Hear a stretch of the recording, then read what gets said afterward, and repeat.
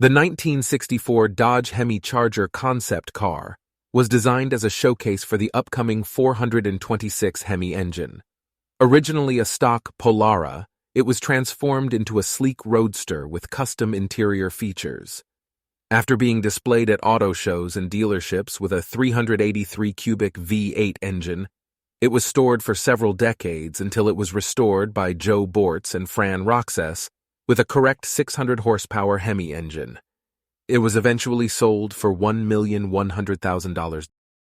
Chrysler had been preparing to introduce their new 426 cubic inch Hemi V8 to compete with Pontiac's GTO.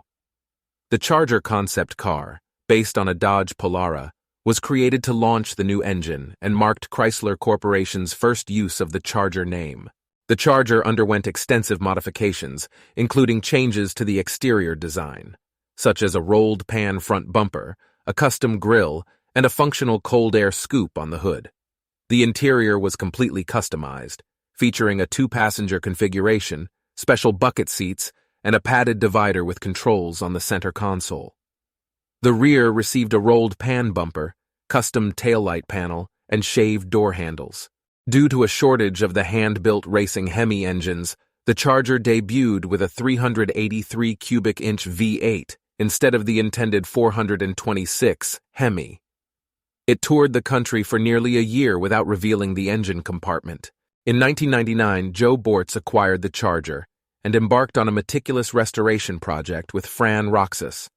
The original Hemi engine, one of the early hand-built specials, was eventually located and rebuilt, producing an estimated 600 horsepower.